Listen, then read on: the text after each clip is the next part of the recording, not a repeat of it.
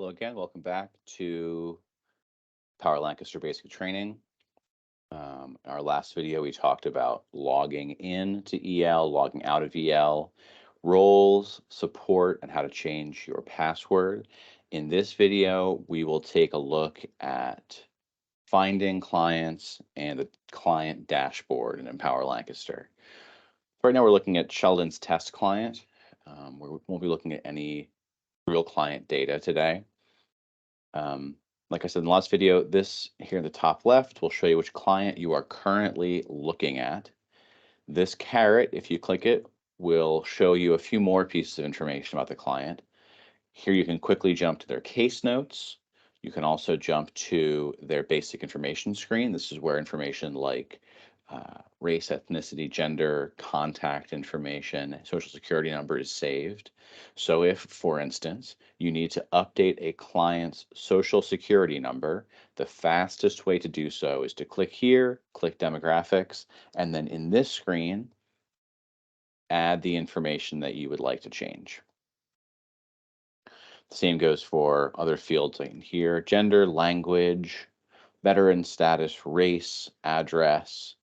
All of this information can be updated via the client demographics screen. We'll also look here at the case notes. This is prompting me to make sure I want to navigate away because I made a change. So I'll click OK. But if I wanted to change something, I would have clicked Save in the bottom right. Clicking here, case notes, just takes us to all of the case notes on file that have been shared for that client. These are all test case notes because they're entered for Sheldon. But if I needed to, I could go here, look at previous case notes, or add new ones. The other thing that changes when you click this caret is you see the other clients in that client's household, as well as their relationship. So here I see that Sheldon is the head of the household. He has 1, 2, 3 family members in Empower Lancaster, and here are their relationships: spouse, child, and unknown all appear here. The other thing I want to talk about here is the client dashboard. We can get back there by clicking this little arrow up here. Something that really needs to be stressed is that Empower Lancaster all takes place within a single browser tab or browser window. And when you open a new section, it's not like going to a new link in your web browser where you would click back to go back. All of the navigation that you need to do within Caseworthy will take place inside of this window right here. You won't be using the back button or the refresh button or reload button. Doing so is going to take you away from where you're at. So generally speaking, if you need to navigate in Power Lancaster, you're going to be looking for save and cancel down here to get back out of where you are. Or this up here will show you where you've been, and this little caret will just take you back to the last page you were looking at. So we can navigate back that way, or we can click the ellipse up here and pick which of those previous screens we'd like to go to. So this is the client dashboard. Like I said, this is what you're going to see when you first log in for the last client you were looking at. This is a scan of all of that client's basic information: name, SSN, cell, language, birth date. And as you scroll down, you will see other basic information, assuming that it's been recorded for that person. You will see that person's current address. You will see programs that they are currently enrolled in. You will see their consent status, as well as when that consent was given and when it expires. You'll see a photo of that client, assuming one has been taken, saved, and shared. You'll see a list of documents on file for that client. If you think about documents, we're thinking about homeless verification in particular. Potentially verification of disability would appear here. You will also see information about other data entered for that client. So Sheldon has 2 strength matrices saved. Here are the scores. Of course, if he didn't have those, you wouldn't see those. So this is going to be dependent upon what this client actually has had entered. Family members, their relationship and status with that household, and then also finances over time. So here we see the most recent financial assessment data for Sheldon, as well as how those finances have changed over time. Each of these points will be a different financial assessment that was entered for that client. So this lets you look back.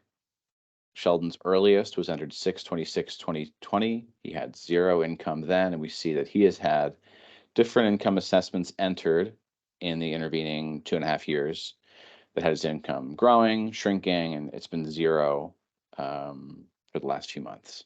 So finances appear down here. So this dashboard just gives you a snapshot of the client. I would say that probably this open program name section is the most useful one. It tells you where does that client have enrollments, because that gives you at least some insight into what their service interactions look like. Who is this client working with? From which organizations will be in this section here. We'll talk about one more thing in this brief video, and that will be finding clients. So the first option underneath what I just described to you is find client. If you click it, we'll go to a new section that lets us search for clients. The way you will often do this will be typing in last name, first name. Note that Empower Lancaster constrains you just the first 3 letters. So I'm looking for Sheldon Capiro. This is how I would enter in. I can't type past 3. If you have other information instead, like SSN, DOB, relation to head of house, client ID, you can enter those in. Client IDs are unique, meaning if you have a client ID and you search it, there's only going to be one client with that ID. That's the most precise way to find somebody. But you can do these searches based upon combinations. So if you have a first name and DOB, first name and phone number, you can search based on, let's say, fragmented information will work. One thing I want to point out here is that if there's more than one person who meet the criteria or the filter that you've used, you will be presented with options down here. So there's 3 Sheldon Capiros in the system right now, and I need to pick which one I want.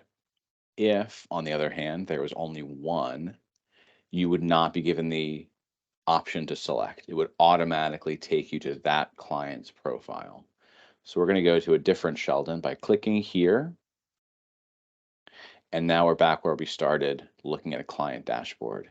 You can see it looks a little bit different. We have different open programs.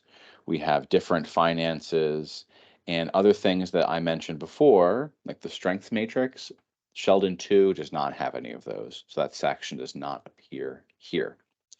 So again, during this section, we looked at the client data dashboard. We looked at its different sections, including demographics, case notes, and household members. We looked at the different parts of the dashboard. We also looked at how to find clients in Empower Lancaster.